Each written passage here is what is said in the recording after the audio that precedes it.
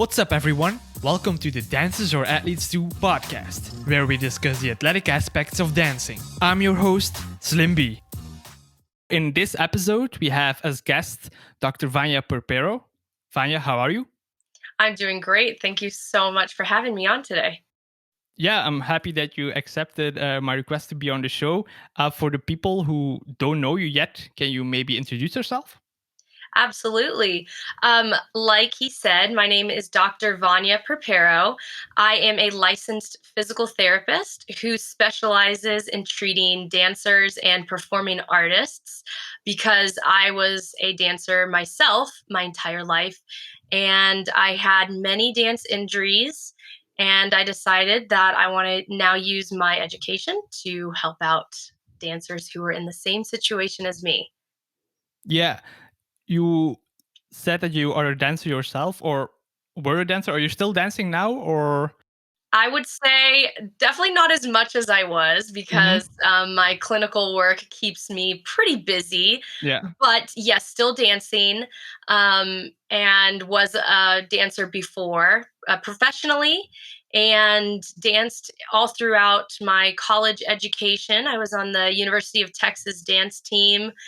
But before that, I was classically trained in Russian ballet, from the time I was 2 up until I was 18, and then danced in all genres: hip hop, jazz, lyrical, contemporary, ballet, modern.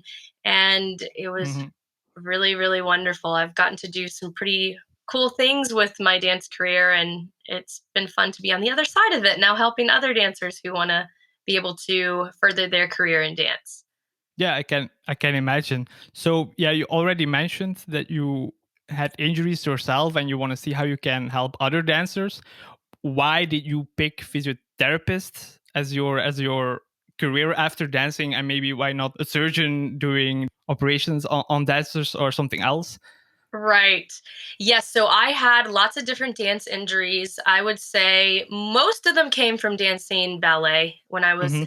on point, just because ballet is so rigorous and so, um, precise. Whereas in some of my other dance classes, you can kind of change a move around. If it doesn't really feel too good, you can make it your own and kind of adapt it. Ballet, it's so precise. So ballet caused a lot of injuries for me.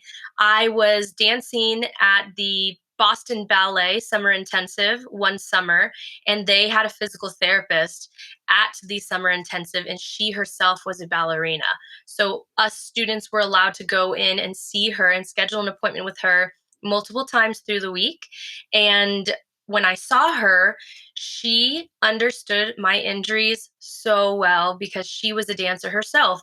So she actually spoke the dance lingo and could understand exactly why I got injured, where I was injured, what types of dance movements were injuring me.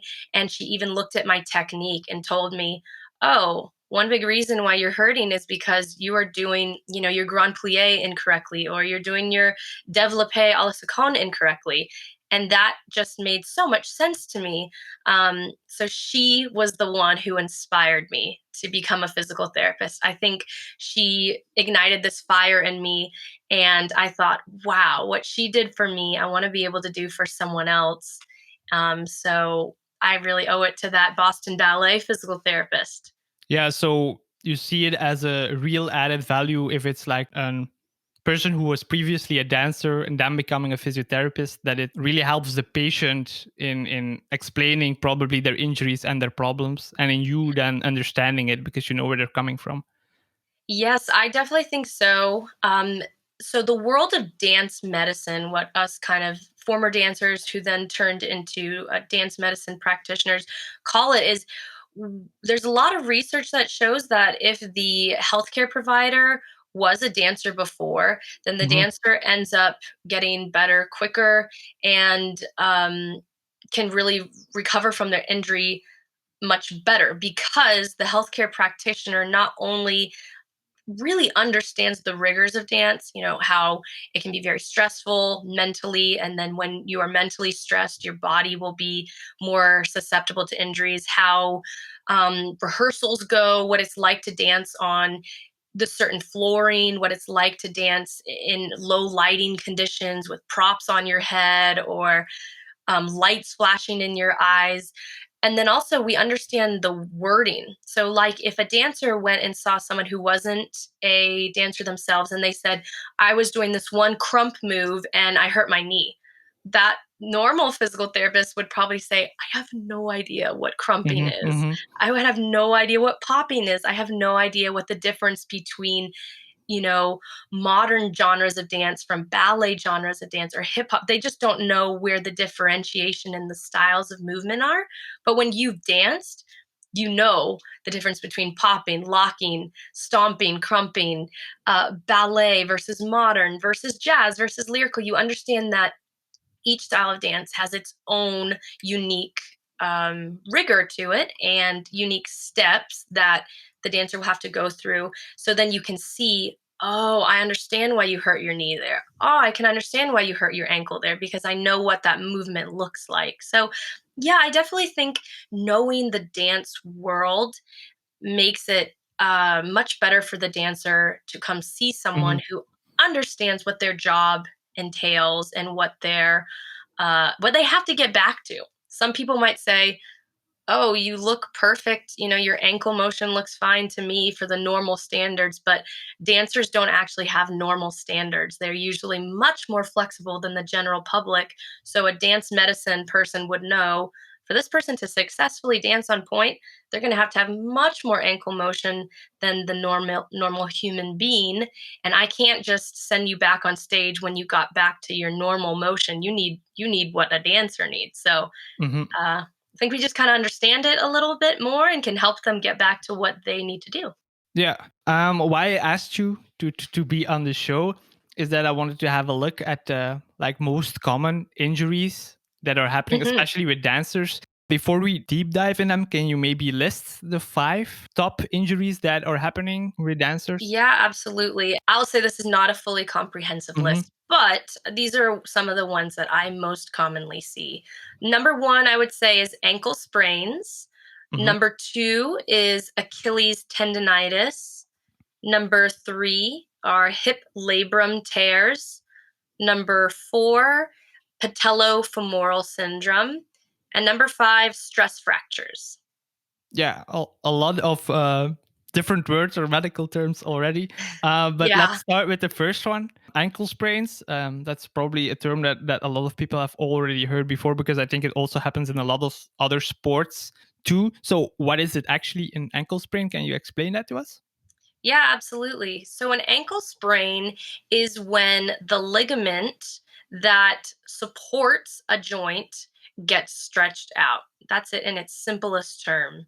What is a ligament then exactly? Yes, so a ligament is a structure of tissue that holds one bone to another bone.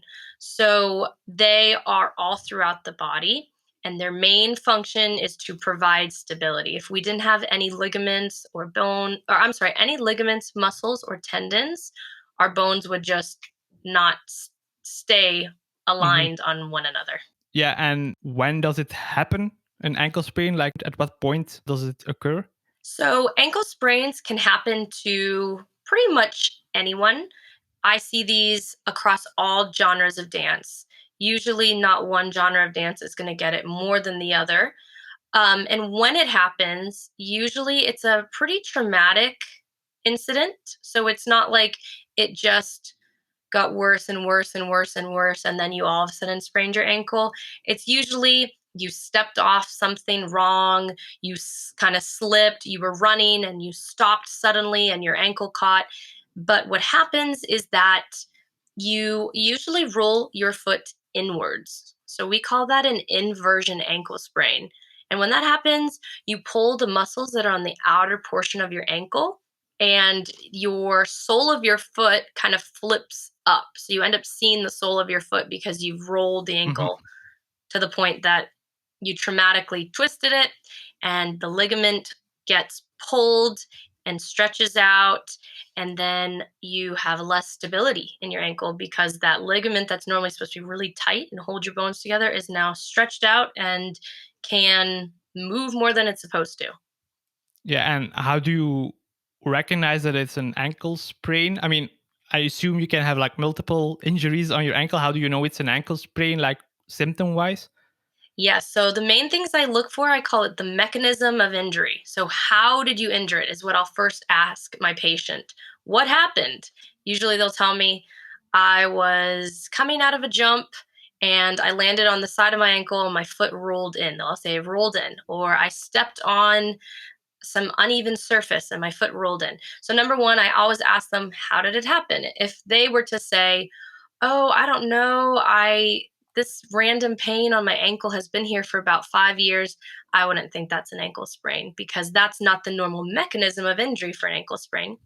Additionally, you can usually tell it's a inversion ankle sprain because the pain is going to be on the outer portion of the ankle and the front of the ankle. So this kind of differentiates it from, let's say, tendonitis, where tendonitis is usually on the back side of the ankle. And then the other things that you can do to notice it is depending on how bad the sprain is, there's going to be swelling, it's going to be bruised, and there's going to be pain when they step on their leg.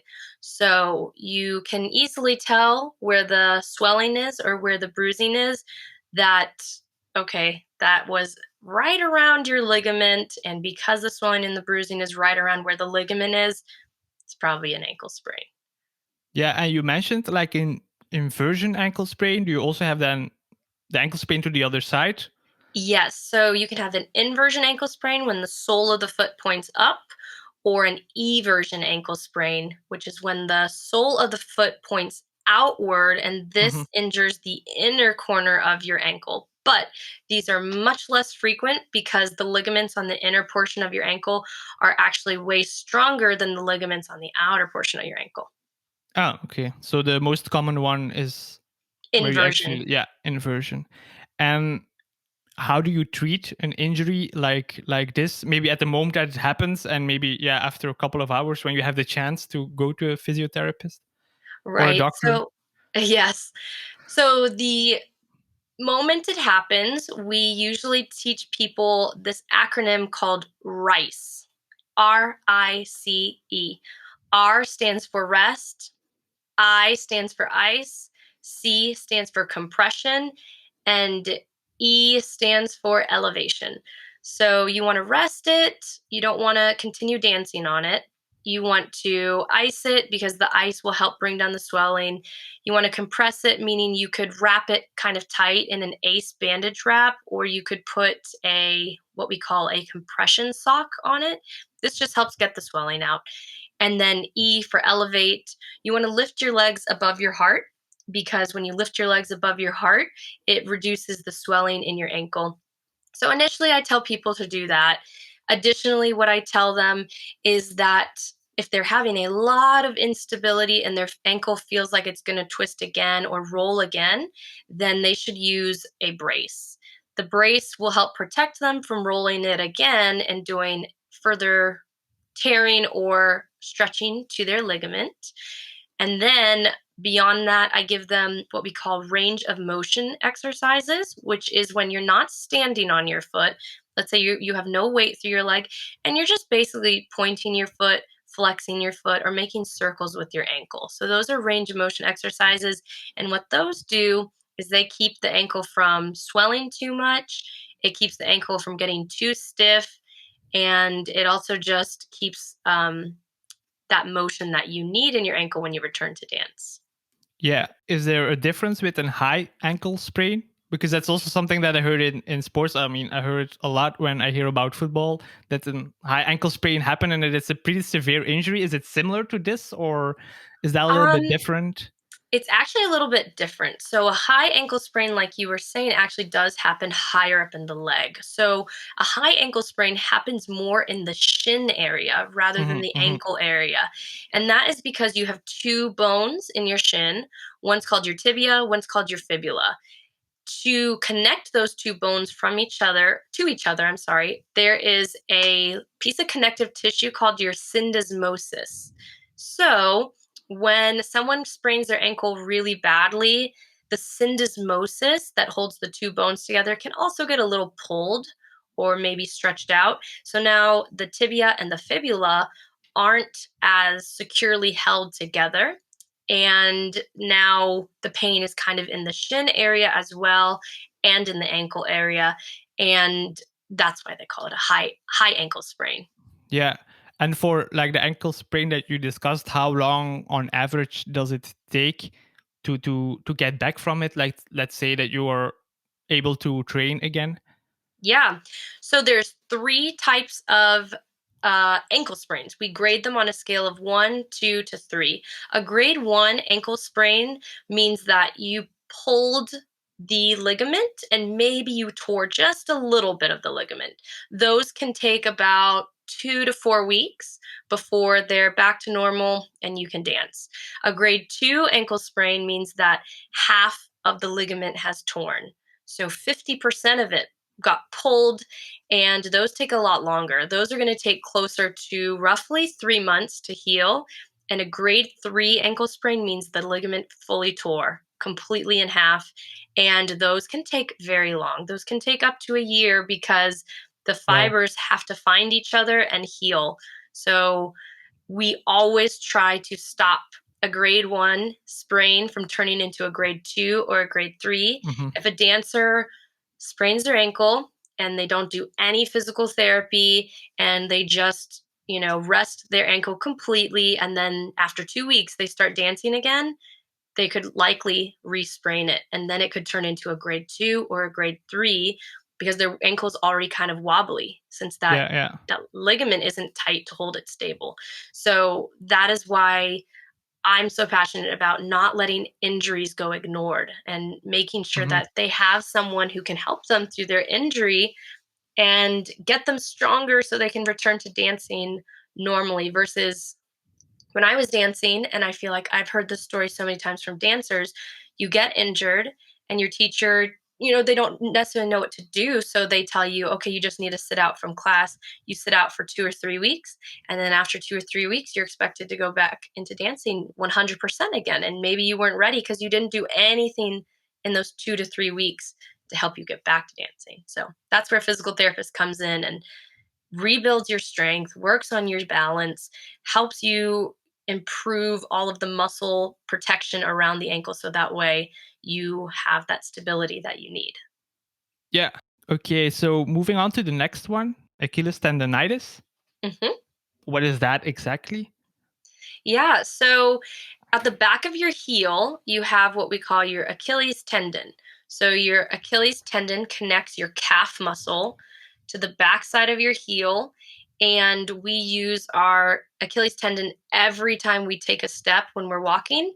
We also use our Achilles tendon anytime we point our foot or whenever we rise onto our toes, like on in demi point in ballet or when you're dancing on your point shoes in ballet. So, what Achilles tendonitis is this is not a traumatic injury. This is not one that happens like that, where someone one day felt fine and all of a sudden the next day, oh my gosh, my Achilles tendon hurts. Achilles tendon is what we call an overuse injury.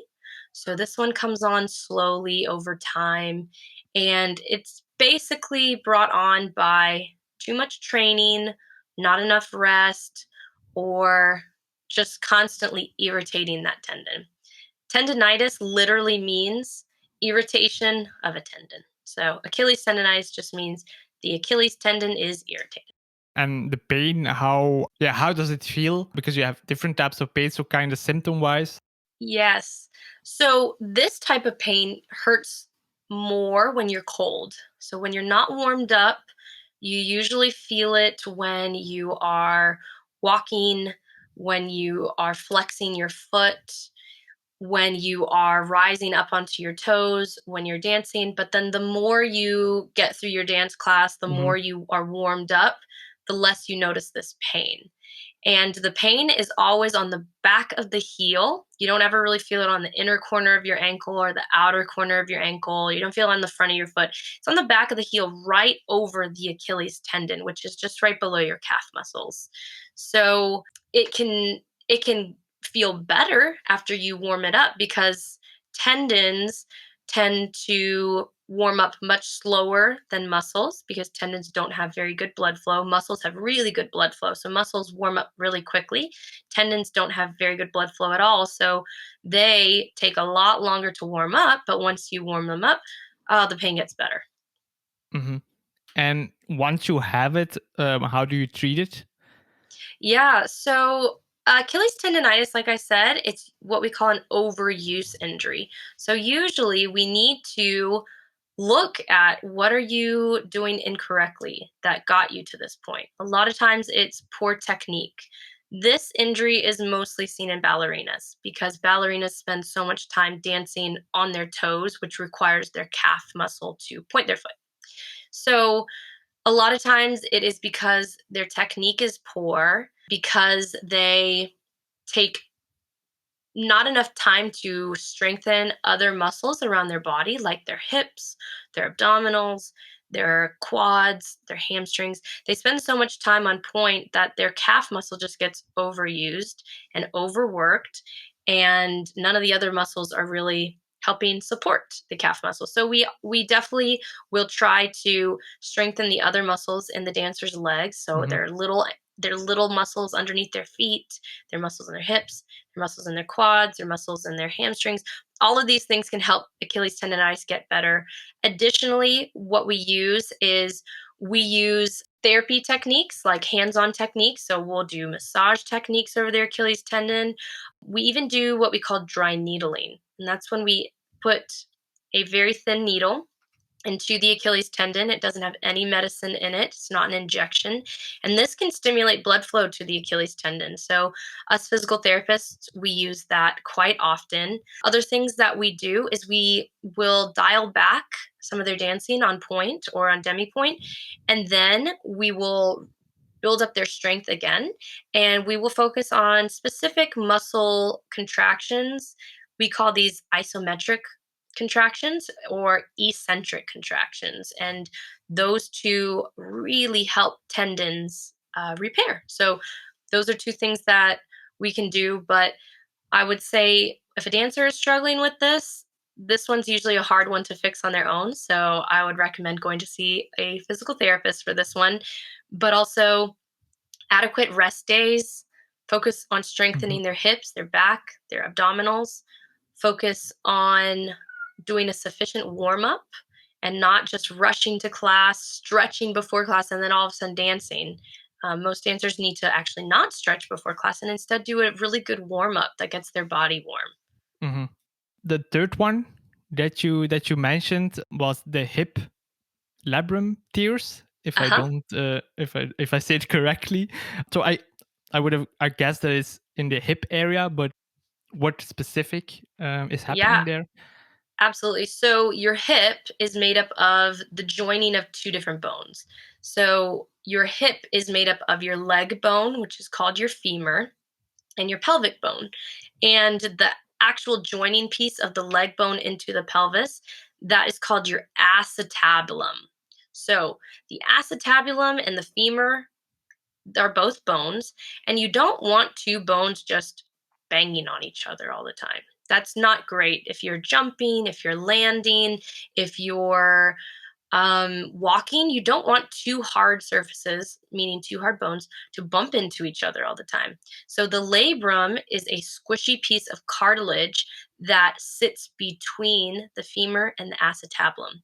And the job of the labrum is to provide a cushioned surface so those two bones don't bump on each other all the time. And when you have a hip labrum tear, what this means is that there is now a tear in that squishy piece of cartilage. So that is not supposed to be torn. It is there. And the dancer will usually feel this tear when they're bringing their leg up really high in front of them or kicking their leg out to the side or when they're jumping or when they're hopping or when they're leaping.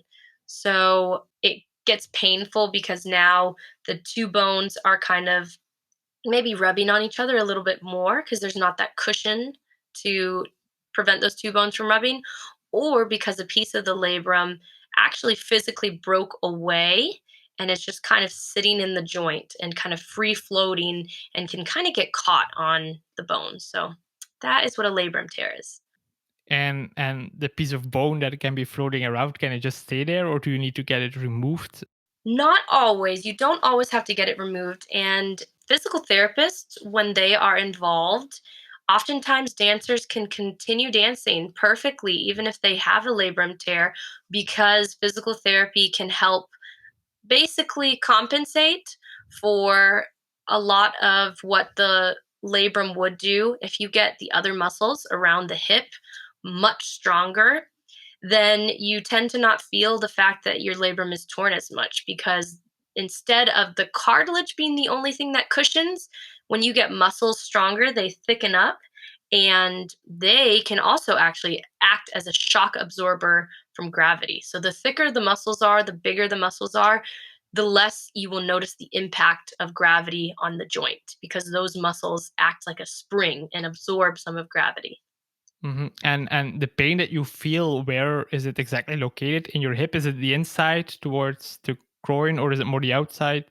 Yes. So whenever I see a dancer come in with a hip labrum issue, usually they are complaining that they feel this deep pain. They don't feel like they can touch it. They don't feel like it's a muscle that they can poke on and say, "Oh, that's the pain." They always Mhm, say it's really deep inside my leg, and sometimes they'll say that they feel it like it's going into their groin. And that's usually the classic sign that I'm looking for. The second they say it's deep, it's in my groin, I feel like my hip is stuck, my hip feels tight, I feel like I can't get my leg up very well, then usually I'm suspecting, oh, they have a hip labrum tear. yeah. And is it something that happens a lot? Yeah, you mentioned people who jump a lot. Is it then more the classical styles, or do you also see it more with the modern, or like the styles of the 90s, 2000s, and so on? Yeah, so this one I would say I see more in dancers who have a lot of flexibility, who have a lot of kicks, leaps, and need to do kind of contortionist positions with their legs. If they're a hip hop dancer, a tap dancer, or a modern dancer who isn't using maybe their legs quite as much, I'm not going to see it as much. So I'm usually Mhm, going to see it in the genres where there's a lot of kicking, there's a lot of flexibility requirements, there's a lot of contortionist kind of requirements for that dance.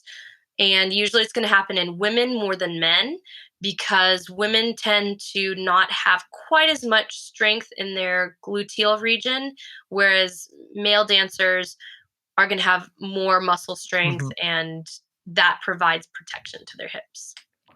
Yeah, great. Okay, so moving on to the next one.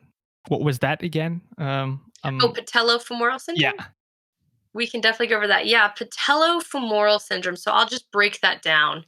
So patello means patella. Patella is your kneecap. Femoral means your femur bone, which is your thigh bone. So patellofemoral syndrome basically means pain that exists between the knee and the kneecap, because the femur comes down and actually forms part of your knee. So basically, it is we call it a catch all term. It means it's not a very, very specific term. A lot of Mhm, things can get labeled as patellofemoral syndrome, maybe, and sometimes maybe they're not actually patellofemoral syndrome, but just because the person has pain on the front of their knee and they're kind of describing it's around their kneecap, usually we'll say, oh, that's patellofemoral syndrome. Um, but what it is essentially is pain on the front of the knee. So people who have this don't ever complain of, oh, the pain is on the back side of my knee, or it's on the mhm, inner corner of my knee, on the outer corner. It's always on the front of the knee. And usually they'll say, it feels like it's under the kneecap, because the kneecap and the knee, it's kind of similar like in the hip. Those are two bones, and you don't really want two bones just rubbing across each other, mhm. because bones are hard. So, again, underneath the kneecap, there's a little bit of a softer surface. So that way, the knee and the kneecap kind of slide on each other really nicely. So for some people, they get a little bit less of that nice cushion underneath the kneecap, and they'll start to have pain on the backside of their kneecap, because the two bones are sliding. For other people, it's a pain that is on the quadriceps tendon, which is the tendon that connects the kneecap kind of over the knee, or they'll Hmm. have pain on their patellar tendon, which their patellar tendon is a tendon that's below the kneecap. So these two tendons have to work really hard in order for our quad muscle to straighten our knee, or for our quad to allow us to absorb force when we bend our knees. So those two tendons connect kind of that the thigh to the knee to the shin. And those tendons can get strained a lot when someone is not landing properly from their jumps. So this is when we see more in hip hop dancers. They're crumping, they're stomping, they're jumping, they're hopping, and maybe they're not landing with, let's say, good form from their jumps. Maybe they're dancing and they're kneeling a lot in their dances, or they're squatting a lot in their dances. That just puts some pressure on the front of the knee. So the dancer will kind of complain of that pressure on the front of their knee. But this also happens for people who dance on really hard flooring. So this is why we also see it more in hip hop dancers, because hip hop dancers are going to be dancing more on concrete, or they're going to dance outside more than a ballerina would. Ballerinas usually have a really nice floor, which is sprung, which means it has cushion to it. Whereas a hip hop dancer oftentimes doesn't have that. Hmm. So that can kind of put a little bit of force through their knee and kind of irritate that front portion of their knee. But is it something that you can prevent? Because let's say that your style requires a lot of squatting and being lower to the floor. It's not that you can do a lot or change your floor as a whole to make it better, to have it better cushioning. So is it a way that you can prevent it actually? Yeah, I'd say there's a couple things. Number one, whenever possible, dancing on a floor that has good cushion is better. Obviously, you can't always do that as a hip hop Hmm. dancer because you are going to dance outside sometimes.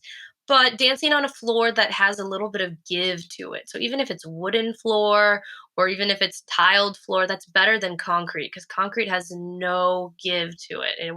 It's hard. Another thing is dancing in shoes that actually have cushion. Yeah. Some dancers will dance in really flat shoes like Converse, and those don't have any cushion to them really. So when Yeah. you Yeah. land, when you jump, when you hop, there's no force absorbed from the shoe. It kind of goes more into your joints. Additionally, dancers who strengthen their quadriceps muscles and dancers who strengthen their gluteal muscles, which are the muscles in your bottom and in your hip, they tend to have much less knee pain. And dancers who do proper warm ups before they start dancing, instead of just showing up, all right, let's start dancing, they go Mhm. through a series of exercises to warm their knees up, like squats, like lunges, like different glute exercises. That all helps as well. So your body doesn't kind of go into a like almost like a shock mode. It wasn't warmed up, and all of a sudden now you're squatting, and ow, that hurts your knee. So I would say proper flooring, proper shoes, and a proper warm up with proper muscle strengthening is usually a great way to prevent it from happening. Mhm. And once you do have it, what's like the most common ways to treat it? Yeah. So we as physical therapists, we never tell a person to never do something ever again. We just Mhm. temporarily have them rest from things like squatting or kneeling on their knee or jumping. So just temporarily we rest them from that. Then we work on gradually building them back up to jumping, to landing, to hopping. So that way they come back stronger. And then therapy with us is going to focus very heavily on strengthening up their glute muscles, which are in your hips. It's also going to work. We're going to work a lot on strengthening the quadriceps muscles and the hamstring muscles. So we're going to take them through exercises you might see in the gym, because those exercises are very good for building strong glutes. And then additionally, physical therapists will also do a lot of hands-on work. So things like our massage techniques again are very helpful. Um, like I mentioned before, the dry needling here has been really effective because a lot of times the patellofemoral syndrome is coming from a tendon. Tendons tend to respond very well to dry needling. And then Mhm. lastly, one thing we do, we call it joint mobilizations, where we're just gently moving the kneecap kind of up and down, encouraging it to move correctly.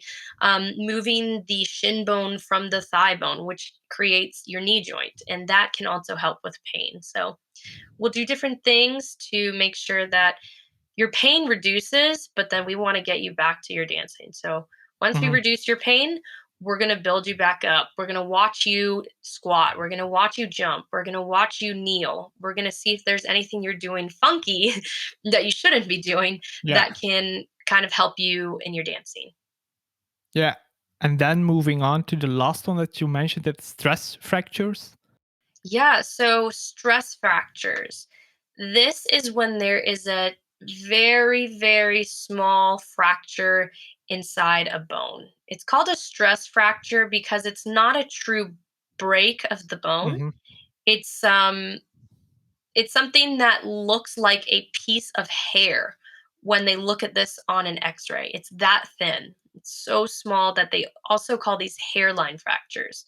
And this often occurs in the shins and in the feet bone in dancers. So, in the normal population, you might see the stress fracture maybe a little more commonly in other parts of the body. But in dancers specifically, we see it in their feet a lot and we see it in their shin bones a lot. And basically, stress fractures, like I was saying, it's not a traumatic injury. It's not like one day you stepped wrong and you got a hairline fracture. You were running and all of a sudden you stopped and you twisted and you got a hairline fracture. Mhm.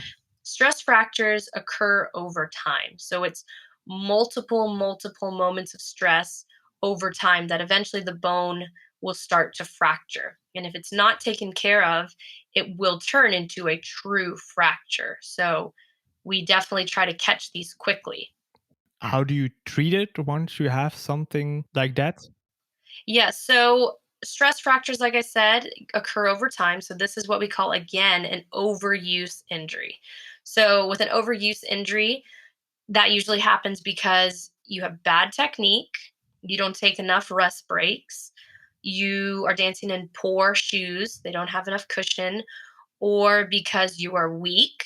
So your body didn't know how to properly help you dance. So Mhm. you were too weak, and your body, you kept dancing on muscles that were too weak, and eventually you get a stress fracture. But usually we see this in dancers who are too skinny or are struggling with an eating disorder such as anorexia. And that's because our bones are made of calcium, they're made of many nutrients that we get from our food. If a dancer is too skinny and she's not eating correctly, or he's not eating correctly, and they're not giving themselves proper nutrients, the bone is going to start taking away nutrients from the bone and try to put it into your body to keep you alive. So Mhm. your bone will become weak and a little more brittle and not be able to withstand your dancing. So to treat it, number one, I always ask my dancers, what does your diet consist of? Are you restricting yourself in any area? Do you avoid carbs? Do you avoid fats? Do you Mhm. not eat throughout the day? So I try to figure out first, are we dealing with anything related to altered eating patterns here? If the dancer is, then I definitely refer them to someone who can help them nutritionally, nutritional counseling, to guide them through that eating disorder. Also, I will ask them questions about what shoes they wear. Are you dancing in really old shoes? Are you dancing in shoes that are not very cushioned? I'll ask them what flooring they dance on. If a dancer is dancing on concrete floor, but they have only ever trained on really squishy floor, and all of a sudden they start dancing on concrete floor, this can cause them to develop a stress fracture. Their body wasn't ready for it. Mhm. And then we kind of remove the irritating factors. So we kind of stop the dancer from jumping temporarily. We stop them if they're running all the time and they're developing a stress fracture because they're running. Then we say, okay, for a while, let's remove running for just a little bit. We will remove whatever bothers them, and then we'll gradually build them back up. Mhm. Um, and then I'll also really talk to dancers about taking rest days. where appropriate. I tell them to have 1 day of rest per week. They have to Hmm. have that. And then also talk to them about proper sleep patterns, because sleeping can really affect our body's ability to recover. Since this is an overuse injury, if you're not sleeping, your body doesn't know how to recover from being overworked. So we talk a lot about sleeping, nutrition, shoes, flooring, and then I probably sound like a broken record here, but getting the Hmm. dancer stronger. I Yeah. can't stress that enough. So we're going to work on strengthening the hips, strengthening the back, strengthening the abdominals, strengthening the calf muscles. And if the stress fracture is really progressed to the point where it's getting close to actually fracturing, the dancer will get put in a what we call a boot. Hmm. So the boot is that big kind of clunky shoe that doesn't allow them to roll through their foot. So the foot can't get stressed, basically. The bone can't have any sort of torque on it. So that gives the bones a chance to heal. And usually the dancer will be in that boot anywhere from 6 to 10 weeks. But even if they are in the boot, I will still have them exercise. I will still have them ride a bike. I'll still have them use a rowing machine. I'll have them exercise all the other body parts that they can. We just won't really have them jump or hop or do any of that because we need that fracture to heal. We have now heard a lot of different injuries and also how you can prevent them. So, what would be your best or single best advice that you would give to dancers to avoid injuries in general? Is it food? Is it strengthening the muscles? Is it maybe seeing a physiotherapist from time to time just to have a checkup of your body? Yeah, I think the last one you mentioned is a really good piece of advice. I think having a physical therapist who is, let's say, your physical therapist that you can go to maybe every couple of months, have them check you out, have them assess your strength, have them assess your flexibility, have them assess your balance and see if there are any areas where you're lacking. That way you can get on top of it before it catches up to you. Mhm. So I think that would be great. And finding a dance medicine specialized physical therapist is, I think, so valuable for someone who is wanting to become a stronger dancer. You can find us on two different websites. A lot of us are listed in a database. Number one, we a lot of us are listed on a website called www.doctorsfordancers.com. And the other one we are listed on, it's called the International Association of Dance Medicine and Science. So it's www.iadms.com. So you can find us on there. And then strengthen.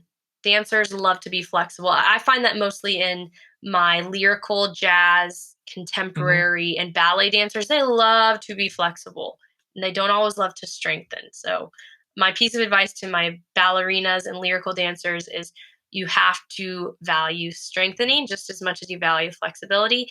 And then for my hip hop dancers and my tap dancers and my theater and Broadway dancers, I would say you have to also take rest days and warm up properly. Sometimes they don't know when to take a rest day, and sometimes they just go straight into dancing. So you Mhm. have to warm up your body before you start dancing. So see a physical therapist, strengthen your body, and make sure you're warming up. Yeah. One last question for you personally. What are your future plans looking at as a physiotherapist? Do you have special projects or special things that you want to do in the coming years? Yeah, that's a great question. So currently, I work at Mobility Fit Physical Therapy in the Dayton, Ohio area. I absolutely love working there.